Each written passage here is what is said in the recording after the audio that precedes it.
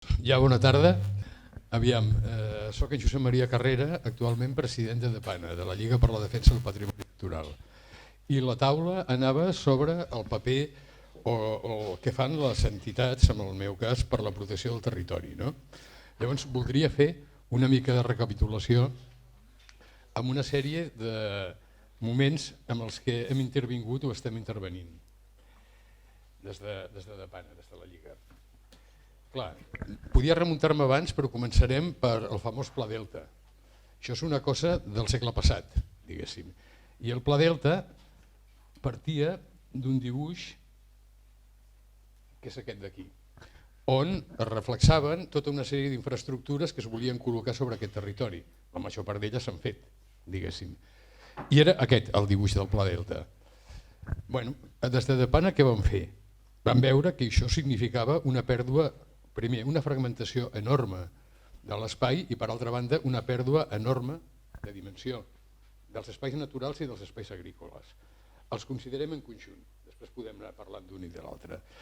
El que se'ns va acudir fer va ser una proposta alternativa, que és la que hi ha aquí, el nostre Pla Delta, on, per exemple, les infraestructures, totes elles es col·locaven a un sol costat del riu, on ja hi havia l'autopista, i es mirava de buscar la manera d'empaquetar els temes per tenir un espai continu, espai natural i agrícola continu. Bueno, tot això molt bé, se'ns va criticar que, clar, el dibuix anterior tampoc es veia l'ampliació de l'aeroport, no? Sí, no torno perquè tenim molt poc temps, no? Bueno, es tractava de veure com era compatible la infraestructura, o no la infraestructura, l'estructura verda amb les infraestructures a col·locar. És un mètode per l'ordenació del territori que jo l'he seguit després professionalment. Considerem com es poden compatibilitzar les dues coses. Sempre és possible.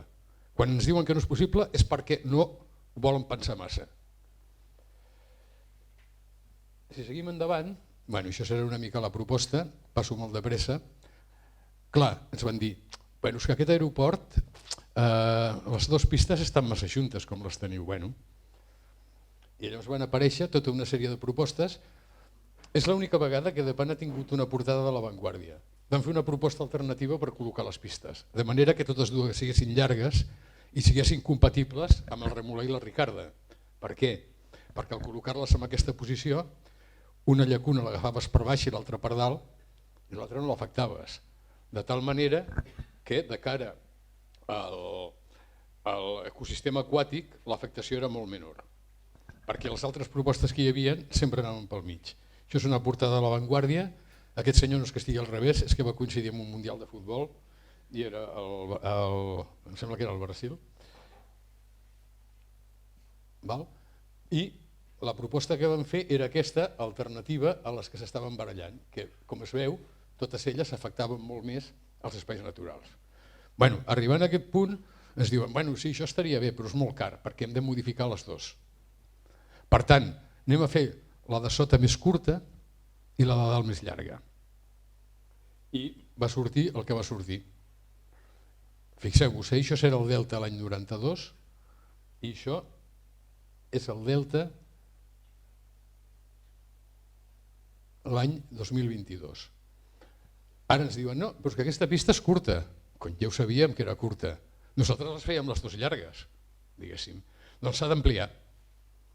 No ens havíeu promès que això no s'ampliaria mai. No, però l'economia... No estem en una situació d'emergència climàtica. Amb què van els avions? Van en combustibles fòssils, no? Podem incrementar la capacitat aeronàutica? Té sentit fer això avui en dia? Sí, perquè Barcelona, perquè tal... Bueno, veurem després com va continuar. Però resulta que aquest any 2022 i ara 2023 han aparegut inputs nous, no? Tothom ha fet declaracions d'emergència climàtica. És molt important això. És molt important, però esclar, l'emergència s'hauria d'acabar algun dia. Què estem fent per respondre a aquesta situació d'emergència climàtica? Bueno, incrementar l'aeroport. Per altra banda, tenim, a més de la crisi climàtica, una crisi de biodiversitat, i que és molt important, és galopant. Una part de la crisi de la biodiversitat ve donada, evidentment, també per la crisi climàtica, però la major part ve donada per una mala planificació del territori o perquè una bona planificació del territori mai es porta a terme, diguéssim. Clar, si agafem les dades de l'any 2022 precisament, d'un estudi oficial fet per la Generalitat, se'ns diu que, simplificant molt, hem perdut un 25% de biodiversitat en 20 anys, amb el que portem de segle. Però això no ha sigut de manera homogènia. I això a les zones humides ha sigut un 50% de les espècies. A les zones humides de Catalunya. I la zona humida de Catalunya que més ha patit és el Delta del Llobregat. Per tant, aquí ha sigut, i ho tenim comprovat, de molt més del 50%. D'aus i de més. Bueno, els perdedors fonamentals d'aquesta pèrdua del 25% són els espais, les zones humides i els ambients agrícoles. No tant el bosc, perquè ha crescut, malgrat que també ha perdut un 10%. Per tant, evidentment tenim un problema. I he agafat aquesta frase del Josep Maria Mallarac perquè diu que el prioritari no hauria de ser tant enfortir les polítiques sectorials de conservació, que cal fer-ho, sinó corregir les polítiques sectorials que la malmeten. I amb això estem, diguéssim, i ara veurem com estem. Clar, de Pana porta molts anys fent feina i l'any 2008 es va iniciar una queixa a la Comissió Europea perquè vèiem com s'estava perdent aquesta biodiversitat. Fixeu-vos que el que hem fet és reduir tant l'espai que ara hi ha una competència enorme entre el sòl com a recurs per a l'alimentació i el sòl com a necessari per a la biodiversitat. I quan més petit ho fem, pitjor. Més competició hi haurà. Bueno, la Comissió Europea bàsicament va trigar uns quants anys, i això va sortir el 2020, ja fa 2 anys, i va dir al Regne d'Espanya que estava fent malament 4 coses i que les tenia que corregir. I que si no les corregeix, estem en un procediment d'infracció i ens posaran una multa, diguéssim. Quines són aquestes 4 coses? Bueno, una, evitar el deterior dels hàbitats naturals i dels hàbitats de les espècies aves, diguéssim, aquesta és una, evitar aquest deteriorament. Una segona, avaluar adequadament les repercussions que tenen lloc a les instal·lacions, diguéssim, associades a l'aeroport. Aplicar les mesures compensatòries que l'aeroport tenia que haver aplicat amb l'anterior ampliació. I per últim, modificar els límits de la zona d'especial protecció per aus, ZEPA, de manera que sigui suficient per la conservació de les espècies. Estan dient aquestes 4 coses.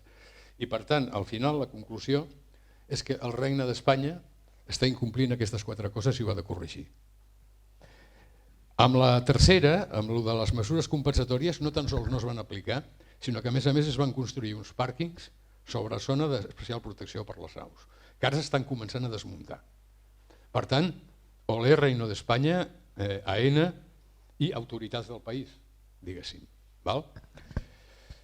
S'estan començant a desmuntar, també perquè tenen sentències judicials i perquè tenen, diguéssim, darrere aquests senyors o senyores. Clar, contestació, això surt 2 mesos després que aparegui la carta d'emplaçament aquesta de la Comissió Europea. Ens diuen no, s'ha d'ampliar l'aeroport. I tenim diverses alternatives, més amunt, més avall, més cap aquí, més cap allà, dintre del mar. Fins i tot coses bastant pintoresques com aquesta d'aquí. Bueno, davant de tot això tenim què és això de la ZEPA. La ZEPA és una de les àrees d'especial protecció i per definir-la la Comissió Europea diu teniu que tenir en compte la IVA, la Important Bird Area, que està dintre de les zones que té reconegudes BirdLife International. No és una entitat d'aquí, la d'aquí és SEO BirdLife, diguéssim. Si jo amplio, vaig ampliant, doncs aquí tindria la delimitació de la CEPA de la IVA, del Delta del Llobregat. I això és el que es considera científicament i reconegut per la Comissió Europea com a científicament, que hauria de ser l'àmbit on es produeix la cepa. No diu que sencer es pot justificar per què unes parts i altres parts no. El que no es pot és no justificar per què una part no, o ampliar una altra que no està aquí dins. Bueno, entrem amb la discussió aquesta de la cepa. En vermell teniu la delimitació de la IVA i la cepa va fent aquestes, diguéssim, el verd és l'actual i els grocs d'aquest dibuix eren diferents propostes de la discussió. I això serien les darreres. Nosaltres vam dir que s'havien de considerar altres zones que estaven dintre de la IVA i que no s'havia justificat per què no estaven dins, diguéssim. I la resposta a tot això és similar a la carta d'emplaçament. A partir d'aquest moment tenim tot d'incendis. El PDUE del Delta, que torna a sortir, el Pla Ribera Salines, l'Are Sud, l'ampliació de la tercera pista, el PDU, el Pla de l'Agroindústria al Delta Llobregat, etc. En aquests mesos, des que apareix, diguéssim, la proposta de CEPA, tenim moltíssimes propostes de coses que l'afectarien. Em queden 3 minuts. Molt bé.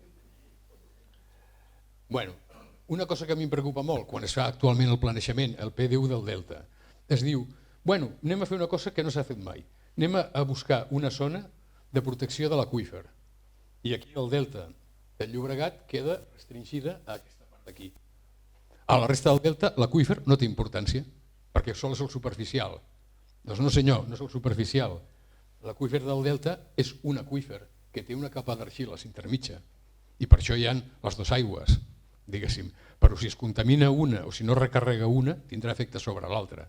Per tant, no pot ser això, diguéssim. Ho han de rectificar. I això jo crec que estaríem d'acord ecologistes, pagesos i tothom.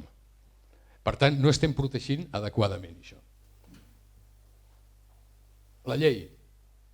I ara sí que vaig acabant, però necessito 5 minuts. Si no, em talleu la veu i ja està. Bueno, aviam, hem dit que l'any 2050 hem de ser neutres amb emissions de carboni. O hem de ser neutres climàticament. Neutres no vol dir que no emetem, que hem d'emetre el que puguem, diguéssim, recuperar. Molt bé. Clar, això vol dir que hem de passar d'aquest gràfic de recursos que estem utilitzant, de fonts d'energia, a pràcticament poca cosa més, a les renovables. I això, diguéssim, quedant-se amb això, té molt xoc, però clar, això és una altra revolució. Fer aquest canvi, diguéssim, amb 30 anys, o menys de 30 anys. Bueno, un altre problema. Un altre problema és que això implica moltíssimes hectàrees de sòl si volem ser autosuficients a nivell, diguéssim, de Catalunya. Una cosa que, aviam, em preocupa, i abans s'ha sortit una mica, és la distribució sobre el territori de la població i de l'activitat. Això que es diu, tothom viurà en grans àrees metropolitanes l'any 2050. I per què ha de ser així? Per què? És sostenible això? És climàticament viable? Jo crec que no i que no. I el que poden fer les grans àrees metropolitanes és fer possible que la gent pugui viure en molts llocs i treballar més en xarxa. Que no sigui obligatori venir al centre, perquè mentre Barcelona tingui 1.100.000 llocs de treball i sols 700.000 ocupats residents, perquè no té més població, està molt envellida, vol dir que cada dia han d'entrar 400.000 obligatòriament. I això, evidentment, diu mobilitat no obligada, obligatòria. Per tant, hem de poder extendre, i tenim mitjans, tenim teletreball, tenim tot el país més connectat, i el país sí que té el món té moltes puntes, però també pot ser molt més pla.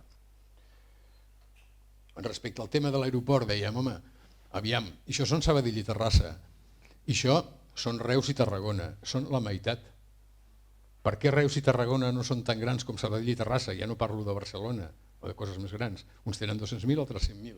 I a més, aquests tenen una petroquímica que l'any 2050 ha de ser una altra cosa. No pot ser una petroquímica. Per tant, escolti'm, no em parli d'ampliar l'aeroport de Barcelona, parli'm que aquest tingui almenys els vols que tenia abans d'ampliar-se a Barcelona. En aquest context, la nostra alternativa per a l'aeroport, Doncs bueno, primer, fer tot el que no es va fer amb l'anterior ampliació. No ampliar gens l'aeroport del Prat. Decréixer l'activitat aeronàutica mentre es mantingui l'actual situació d'emergència climàtica i l'aviació depengui de l'ús de combustibles fòssils. Quan acabem l'emergència climàtica o els avions no depenguin de combustibles fòssils, bueno, ja en parlem. I per últim, utilització del sistema aeroportuari català de manera més racional i equilibrada. Ens van demanar de Foment del Treball Nacional que féssim la nostra proposta d'ampliació i vam portar això. Vam dir, no, és aquesta, la proposta del que s'ha de fer amb l'aeroport. Com no tinc més temps, tinc la tentació d'acabar aquí. Volia parlar d'alguna altra cosa, però acabo aquí. Gràcies.